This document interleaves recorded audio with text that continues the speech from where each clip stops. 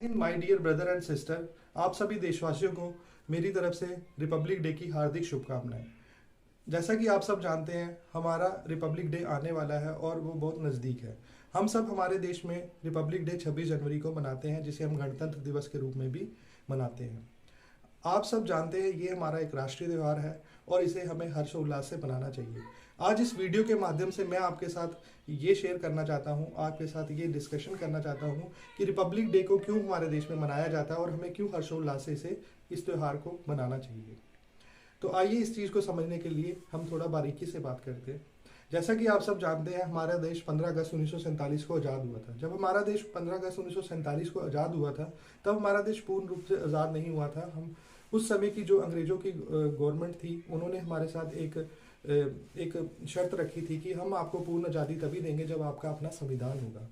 तो जब हमारे संविधान की नींव रखी गई थी 1946 में, तो हमारे जो इस संविधान के जो ड्राफ्टिंग कमेटी के हेड थे, उनका नाम था बी आर अम्बेडकर।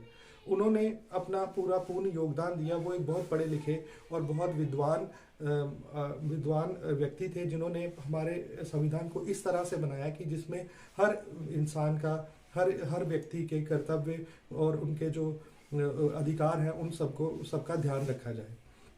हमारे संविधान को बनने में 2 साल 11 महीने और 18 दिन लगे। हमारा संविधान 26 नवंबर 1949 को बनकर हमें समर्पित कर हमें दिया गया और वो तैयार हो गया। अगर हमारे संविधान को हमें समर्पित करने के लिए हमें 2 महीने का इंतज़ार करना पड़ा। हमारे संविधान को 26 जनवरी 1950 को हमें सुपुर्द किया गया, जिसे हम गणतंत्र दिवस और रिपब्लिक डे के उपलक्ष्य में मनाते हैं। जैसा कि आप सब जानते हैं कि अब आप सब सोचेंगे कि ये 26 नवंबर 1949 को क्यों नहीं लागू किया गया और उस दिन हमने गणतंत्र दिवस क्यों नहीं मनाया। क्योंकि हमारे देश में आप सब जानते हैं कि पहले ही स्वाधीनता दिवस मनाया जा रहा था, जो 26 जनवरी को मनाया जाता था। इस चीज़ को समझने के लिए हमें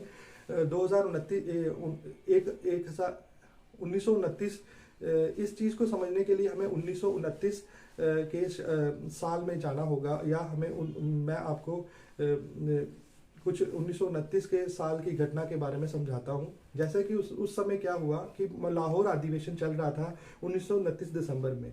उस दिन सब नेता वहाँ पर इकट्ठे हुए। उनके जो अगुवाई करने वाले नेता थे, उनका नाम था जवाहरलाल नेहरू, डॉक्टर राजेंद्र प्रसाद और आदि।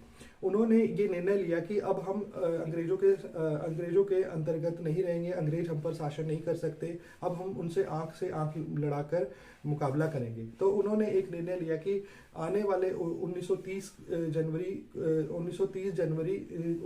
जनवरी की जो 26 तारीख होगी, उस दिन हम अपना झंडा लहरा देंगे और हम अपने आप को स्वाधीन घोषित कर देंगे। तो ऐसा ही हुआ। पंडित जवाहरलाल नेहरू जी ने 1930 26 जनवरी को अपना स्वाधीनता का और भारत माता का झंडा लहरा दिया और उन्होंने इस पर्व को हर साल मनाना शुरू कर दिया। ये पर्व 1949 तक लगातार ऐसे ही मनाया गया।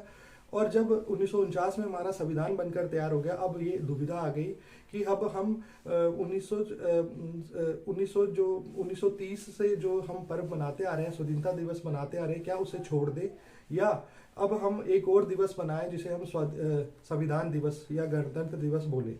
तो इस दुविधा को दूर करने के लिए हमारे जो बड़े नेता थे, उन्होंने विचार विमर्श किया और उन्होंने कहा कि हम अब स्वाधीनता दिवस की जो महत्व है उसे हम कम नहीं कर सकते। तो इसलिए उन्होंने कहा कि अब जो ये संविधान है, ये उसी दिन लागू होगा जिस दिन हम स्वाधीनता दिवस मनाते हैं। तो इसी चीज़ की वजह से उन्होंने जब हमारा संविधान बनकर तैयार हो गया था 26 नवंबर 1949 में, तो उन्होंने उसे 26 जनवरी 1950 में लागू किया। मैं आशा करता हूं कि मैं आपको रिपब्लिक डे के बारे में कुछ समझा पाया हूं, कुछ छोटी मोटी जानकारी आपको दे पाया हूं। और ज़्यादा जानकारी के लिए प्लीज़ मैं एक नेक्स्ट पार्ट बनाऊंगा और मैं आपसे रिक्वेस्ट करता हूं कि कल मेरा जो नेक्स्ट पार्ट आने वाला, आप उसमें रिपब्लिक डे के बारे में और ज़्यादा जानकारी हासिल कर सकते हैं, जिसमें मैं आपको बताऊंगा कि हमारा संविधान क्या है, हमारा संविधान हमें क्या कर्तव्य या क्या हमें अधिकार देता है, ये सारी चीज़ों के बारे में मैं आपको बताऊंगा। धन्यवाद।